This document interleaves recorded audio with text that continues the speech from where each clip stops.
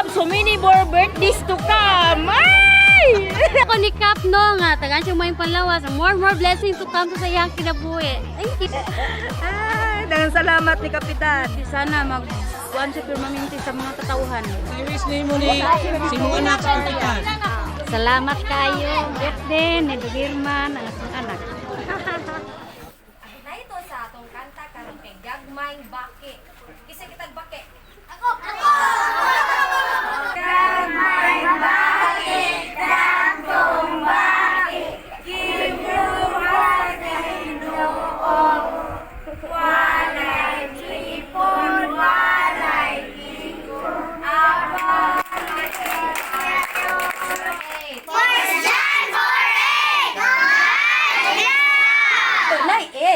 God is love. Ang indon sa kinabuhi kung atong tumanon. Sa Deuteronomy 28, maumaoran ni nga mga mensahe ang gihatag sa Ginoo nga kisod panahon sa iyang katawhan sa Jerusalem. Okay, sa mga Israelites. Now today, we are the we are the Israelites, spiritual Israelites. May spiritual ta, hindi man ta biological, okay?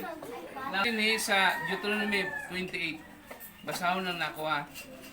And if you faithfully obey the voice of the Lord God, be careful to do His commandments that I command you today. The Lord your God will set you high above all the nations of the earth.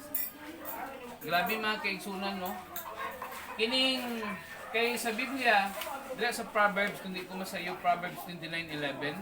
Ano sa kanina? Ha?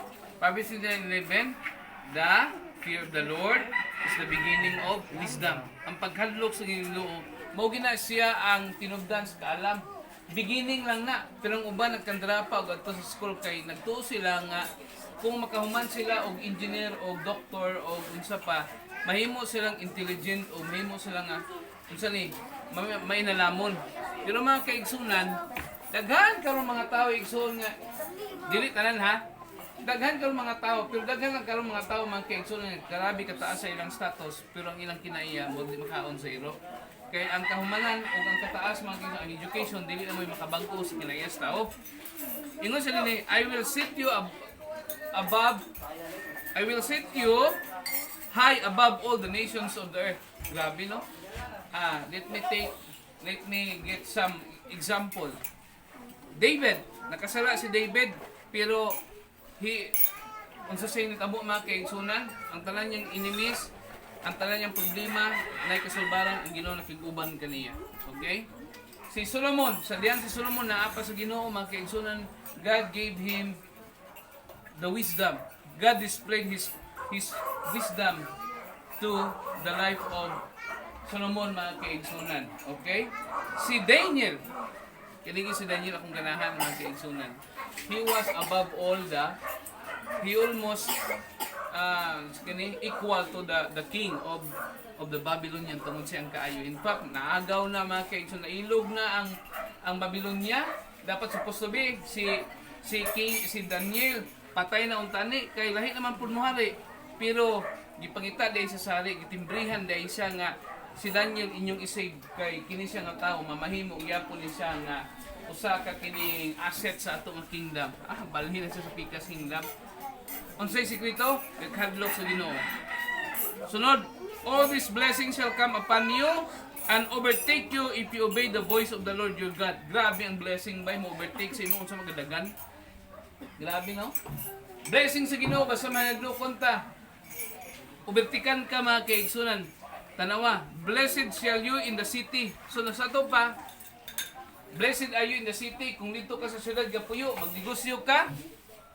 Panalangin mga kaigsunan, di na pordoy. Okay? Blessed shall you be in the field. Kung diha ka sa field, mag-umaka mga kaigsunan, panalangin ka niya kay diri kasagaran ang ilang panginabuhi. Panagat, panuba. Panagat. Dito. So sa to pa, blessed you be in the sea. So kung naa ka sa dagat, panalanginan ka. Blessed be the fruit of your womb. Wala gid ay bearing mga kaigsunan nga babae. of the ground and the fruit of the cattle increase ang imong mga kayupan. Pero mga kaigsunan, 7, the Lord will cause your enemies who rise against you to be defeated. Ah, grabe. Nakikontra? Nakikontra, kadlok mo ka sa Ginoo. Ang kontra nila dili ikaw, ang Ginoo. Okay? Pero ang curse mga kaigsunan kung dili ta mag-obey. But if you, 15, but if you will not obey the voice of the Lord your God, be careful to do all this command and His statutes that I commanded you today. Then all these curses shall come upon you and overtake you. Oh, kung ang blessing mo overtake kung kasunod sa Ginoo, ang saling curse gani sa Bisaya, tunglo mo overtake yapon sa imuha mga kaigsunan. Grabe. So meaning kung tunglo, digin mulungtad ang atong kinabuhi. Pero kung blessing sa Ginoo, mulungtad ang atong kinabuhi kidaghan mga panalangin. Kana akong misay para kang kap ang Dios mga panalangin kanimo. Kabilin sa iyo mga kabataan, kung gusto mo nga manilang puso ang inyong kinabuhi, pagdako ninyo, usa ka butang. Pangitaan ninyo ang Ginoo. Ginoo, ang butang sabot kung dili inyong tumanon ang kabubuton sa Ginoo. Pinaagi sa pagtuman sa inyong gilikanan. Ang Dios magapakamayo ining kapuno. Okay, tulang ni Kap, ready? Kusga!